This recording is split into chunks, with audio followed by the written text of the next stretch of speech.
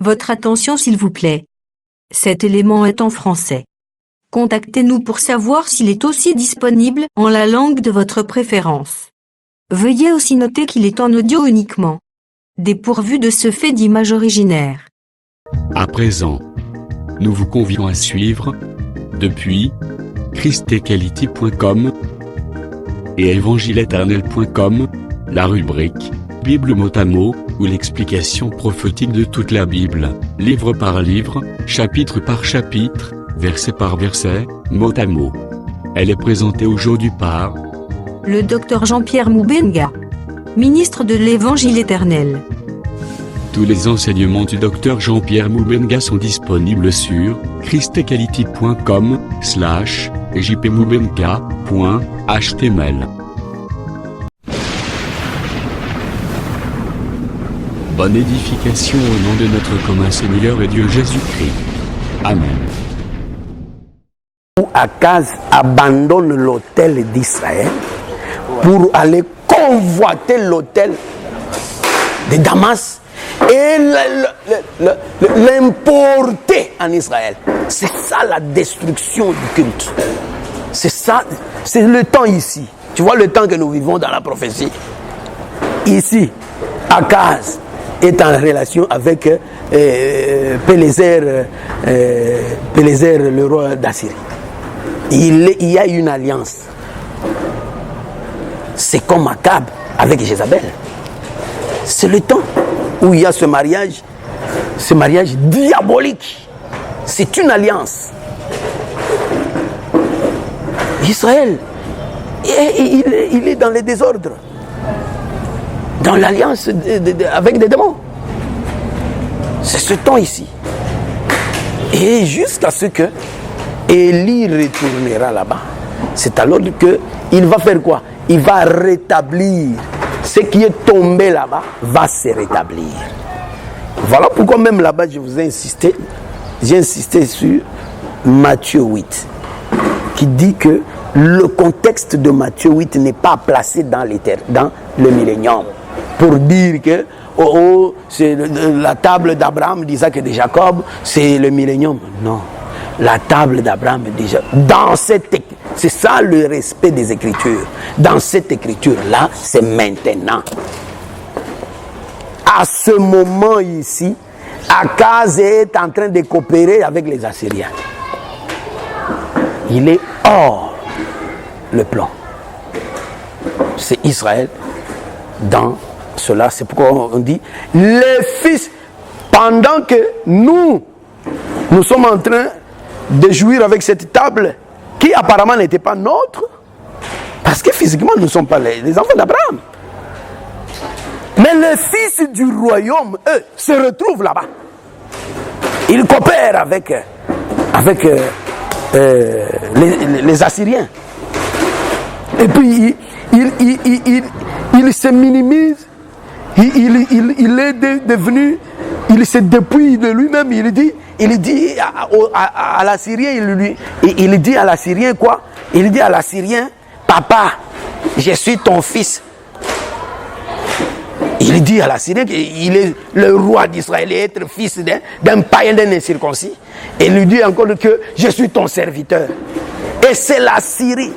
Je voudrais que vous reteniez que au temps du rétablissement, la Syrie va jouer un grand rôle. Regardez un peu ce qu'on dit ici par le prophète.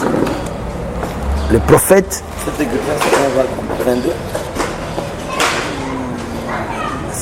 C'est 2 Rois 16 ou 15, quelque chose comme ça. Il faut voir 15 ou 16.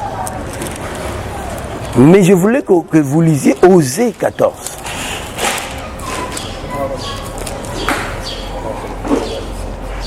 Lorsque Israël parviendra à cette repentance ici,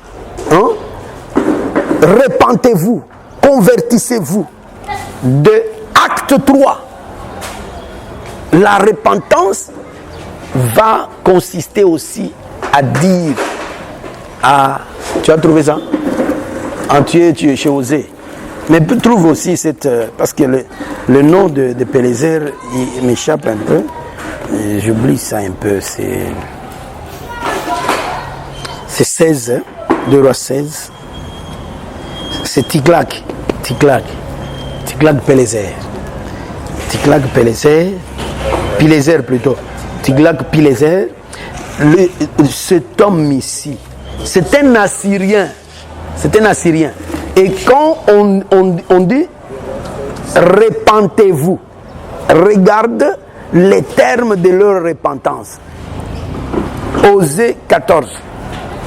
D'abord, commence au verset 1er qu'on arrive jusqu'au verset 3, que chacun suive un peu ça.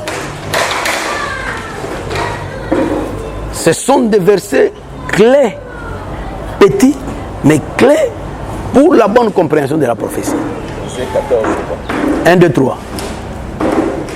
Israël revient à l'Éternel. On s'adresse à Israël de revenir. Israël qui avait refusé Dieu, il doit revenir. Là, cette écriture-là, on ne va pas la dire Église revient. Non. L'Église, on peut dire Église revient pour parler d'une situation locale ou d'un individu. Je peux dire Paul, répands-toi, reviens. Mais je ne peux pas m'adresser à l'Église. Église revient. C'est démoniaque, satanique, enférique. Parce que l'Église ne peut pas revenir, l'Église est déjà là. Mais Israël revient parce qu'il a laissé le pays, il est allé en Assyrie. Car tu es tombé par ton iniquité. Voilà. Continue. Apportez avec vous des paroles. Apportez Israël. Pour ils ont composé dans la belé, apporter des paroles. Et revenez à l'Éternel. Et ça, c'est le changement de sacerdoce.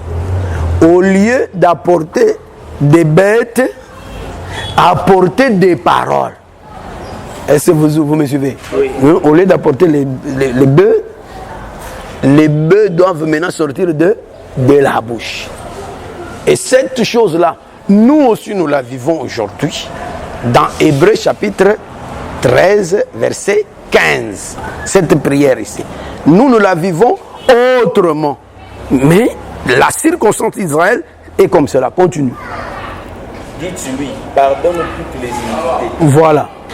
Et reçois-nous favorablement. Nous t'offrirons, au lieu des taureaux, changement de sacerdoce. nous mange de nos lèvres. Au lieu d'aller acheter des taureaux à Gambela, nous ferons sortir des taureaux dans notre bouche. Est-ce qu'aujourd'hui, pour faire l'expiation ici, nous allons encore à Gambela pour acheter des animaux? Non. Mais nous faisons l'expiation avec nos paroles. Et c'est ce qu'Israël ne connaissait pas. Et c'est ce qu'il doit changer. C'est sa repentance, c'est ça. La reconnaissance de ce que on ne comprenait pas. Nous étions bourriques. Maintenant, Élie nous éclaire. Élie interprète la loi pour eux. C'est ce que ça veut dire. Continue. L'Assyrien ne nous sauvera pas. Vous avez écouté? Je vous disais que dans la repentance d'Israël, il va parler de l'Assyrien. L'Assyrien, c'est ce monsieur ici qui l'a envoûté et a trompé. Hein? Tiglath-Pileser.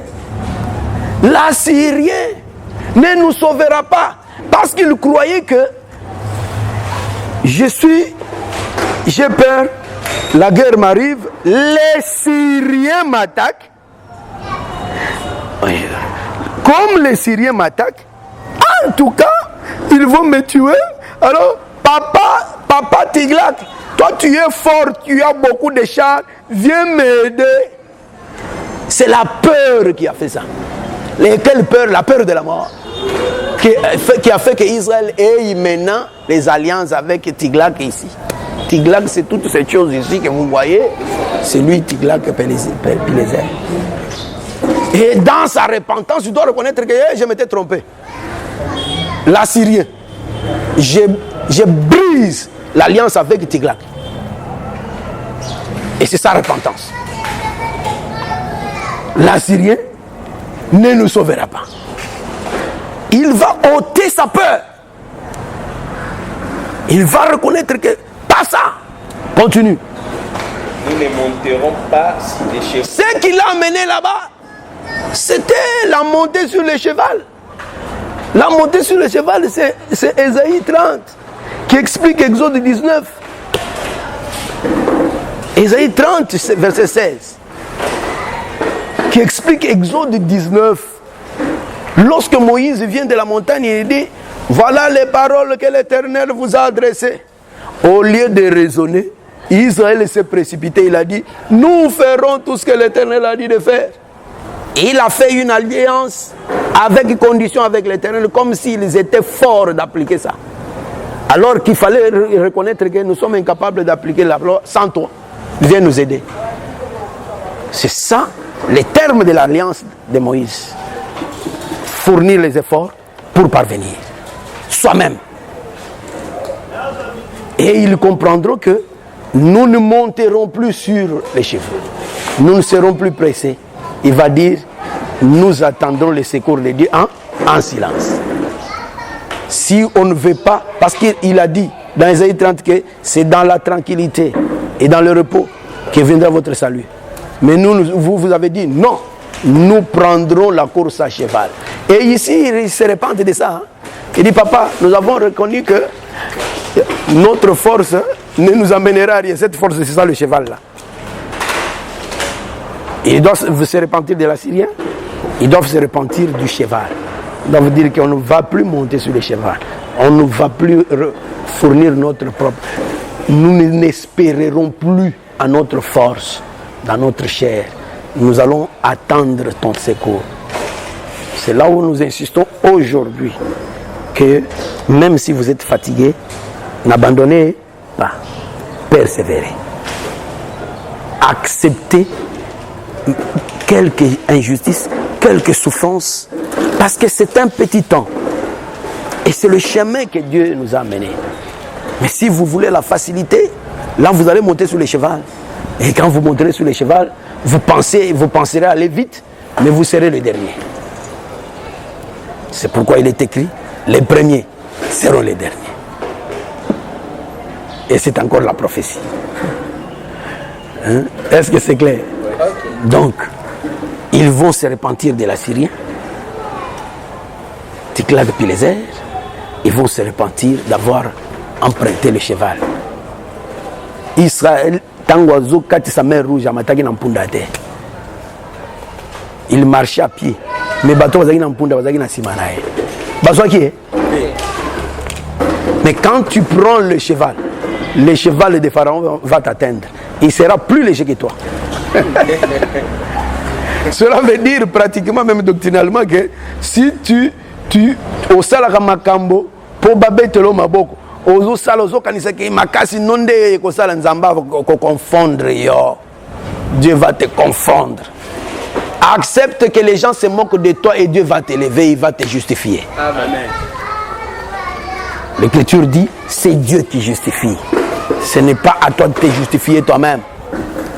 Il y a des gens qui n'aiment jamais qu'on trouve qu'ils sont aussi faibles. Mais si tu caches ça, c'est grave. Hein? C'est grave. Là, tu vas fabriquer tes choses à toi. Et vous en avez le gola du chôme. Et kozi kambangu. Et bolumbo le comment on appelle. Mieux vaut tambolano au pas de tortue. N'engue zamba au kamba. Yo. Ce qui va au yo, mon bagan ndima amen. Je vais changer. Le Seigneur est vivant. Et heureusement qu'il est vivant. Amen. Parce que, puisque s'il n'était pas vivant, on serait les derniers dans la compétition. Mais comme il est vivant, oui, je suis très certifié que le changement est obligatoire pour nous. Voilà, j'ai pensé, s'il y a une autre question, on la pose. J'ai pensé dire ça parce que avant qu'on entame les 70 semaines, on va d'abord parler du fantôme. C'est aussi une certaine ligne de temps qui est synthétisée. On va étaler ce texte-là, phrase par phrase, verset par verset. mot à mot. On a des questions. Oui. La première question, les amis, vu que Israël doit comme premier pour la Mosi. Lorsque il y aura encore Moïse à Ozon à Soussou. Na Eli. Wana isa Soussou. Oui, Soussou, il y a Moïse et que tu as déjà Soussou. Moïse a sur la deuxième, na première pluie a fait que Eli paye la deuxième pluie. Ou ils a comment? Ils a pluie à Odia Banzokina Moïse, tant qu'il y a Moïse, puis tant qu'il y a Pouya, Moïse a accompagné ses noms. Que Baozongo. Tant que lobby, au moins verset Zoloba, souvenez-vous. Souvenez-vous pourquoi? Parce que Babo Sani Ango.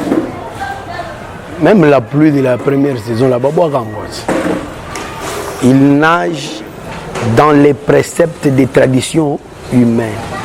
Cela veut dire que, mais c'est ce que Jésus a dit à la femme samaritaine. Il dit, tu avais 5 maris. Et le 6e que tu as ne t'appartient pas. Tu vois? Il a un 6e mari. C'est qu'à Boagui, les 5. Il a jeté les 5, il s'est fabriqué un mari à elle. Vous voyez? C'est pour dire que cette manière de voir a plus de précision. C'est-à-dire, Israël qui est là n'a pas gardé la loi. Bien que la loi soit toujours à leur côté, mais ils n'en ont pas gardé. Il y a des conservateurs. Ils n'en ont pas gardé. Ce qu'ils font là, ce n'est pas la loi. Quand Élie sera là, Moïse devra être là. Parce que même le prophète Élie, il n'est pas un commencement. Élie a prophétisé dans la loi. Hein? Il doit suivre Moïse. Parce que la prophétie d'Élie, c'est comme l'interprétation de la loi. Toi, tu viens seulement avec l'interprétation sans la loi. Mais même Nabucodonosor va te chasser. Il va t'attraper. Il va dire, oh, comment tu me dis que tu as la révélation, mais tu ne me donnes pas d'abord le songe. Avant que je comprenne que tu m'interpréteras le songe, retrouve d'abord le songe. C'est comme ça que je comprendrai que puisque tu as la capacité d'avoir le songe, tu auras aussi, n'est-ce pas, la réponse ou l'interprétation du songe. L'interprétation, ce n'est pas l'inspiration comme le disent les branhamistes. Quand branhamistes dit que l'inspiration est plus forte que l'écriture, il est dans le diabolisme. Il est dans le diabolisme. Quand je dis ici, Dieu me compte 10 sur 10. Amen.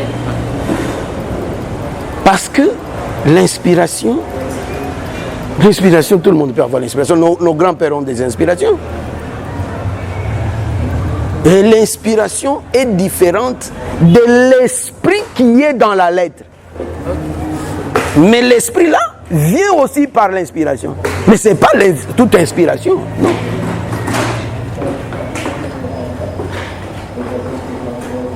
Tous les faux prophètes ici, ce sont des hommes inspirés. Des hommes inspirés. Parce que les démons inspirent les gens. Le diable lui-même inspire les gens. Mais il faut une interprétation. Donc, vous devez d'abord avoir la base, l'écriture, avant de parler de l'interprétation de cette écriture-là. Donc, on doit leur rappeler la première pluie pour qu'elle soit en connivence. Je venais de dire que c'est aussi des témoins, n'est-ce pas? Okay. Deuxième question, c'est papa. Comment l'Église a recevé du peuple pour lui? Et puis, deuxième question, il y en a qui ne se même plus l'Église est dans mon église. Parce que pour fait qu'il faut des pluies, et en moins de produire les réserves. Parce Il y a deux grandes argumentations que nous pouvons donner. La première, c'est l'écrit de Paul dans Acte 24. Je rappelle ce que nous avons lu. Il y a beaucoup d'écritures. Acte 24, 14. Que dit Paul là-bas? Il définit son église. Paul. Verset 14. Je t'avoue bien que je sers les dieux de mes pères selon la voie qu'ils appellent insectes, croyant tout ce qui est écrit dans la loi et dans les prophètes. Paul, dans l'église, il croit la loi et les prophètes. La loi et les prophètes, c'est ça la pluie de la première saison. Ok? Elle est dans l'église. Et si vous prenez la loi et les prophètes, vous jetez, vous aurez quoi? Rien. Deuxième argumentation, nous avons utilisé, c'était Lévitique ou Deutéronome 24. Nous avons utilisé Deutéronome 24 sur le mystère de la meule supérieure. Parce que Jésus est venu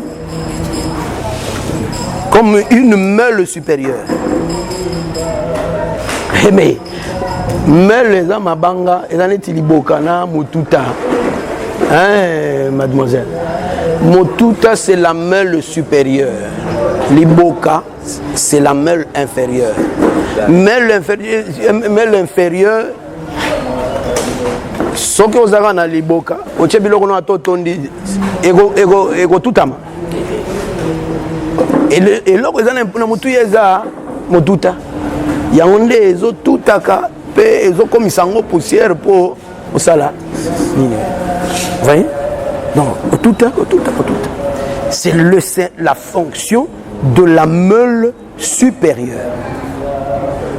Ok? Maintenant, l'écriture l'a dit quoi? Tu peux lire ça. On ne prendra point pour... Miracle, les magie, l'andaka, on va comprendre. On ne prendra point pour gage les deux mêles. On ne prendra point pour gage les deux mêles.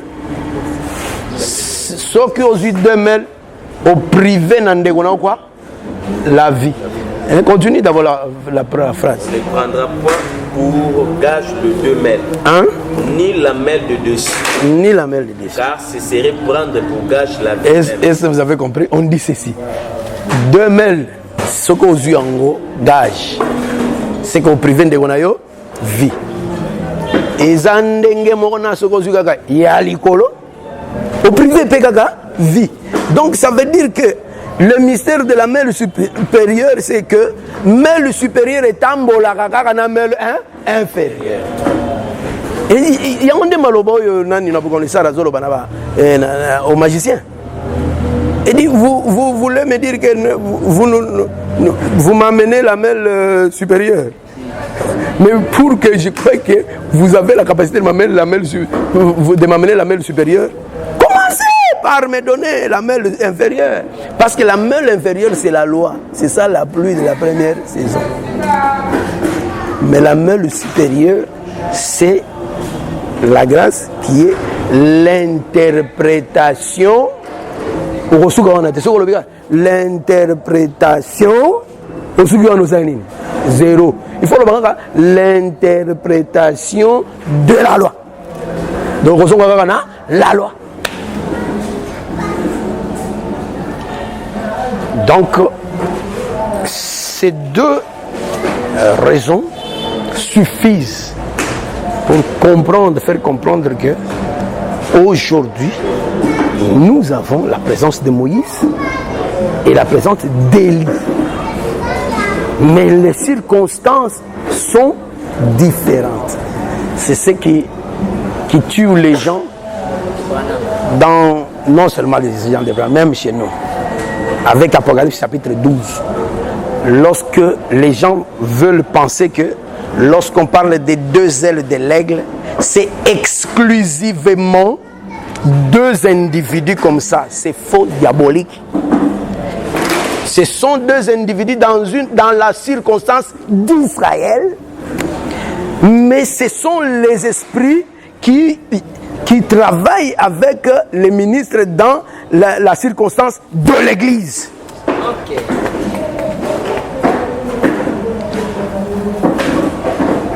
Les gens qui sont transportés sur les ailes de l'aigle,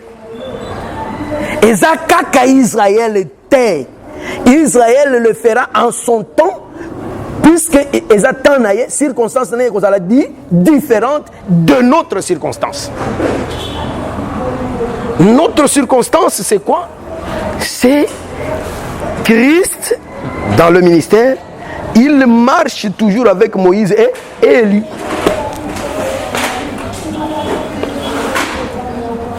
Et ça s'appelle toujours les deux ailes de l'aigle.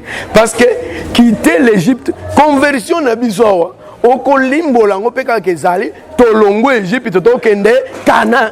Oko kende Canaan ndenge oko créer verset mususu eko longo la biso na Égypte pona wemane biso la Canaan. Kaka verset wana. OK.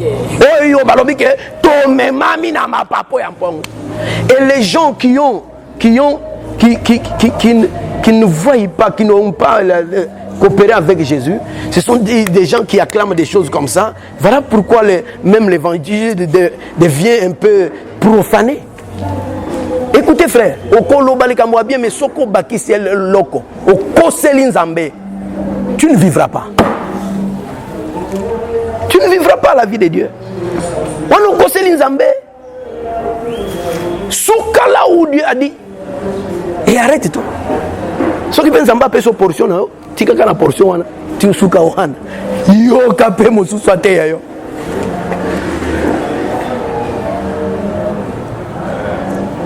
Donc c'est comme ça.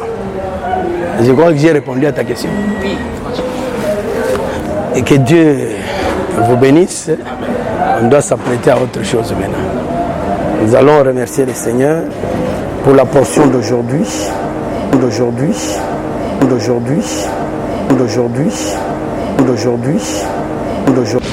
Merci d'avoir suivi ce message et que Jésus-Christ vous bénisse. Si vous avez une question à l'intention de l'homme de Dieu, si vous voulez que l'homme de Dieu prie pour vous, si vous voulez vous confier à l'homme de Dieu, ou si vous voulez tout simplement bénir l'homme de Dieu, contactez-le directement si ses coordonnées sont disponibles depuis sa page.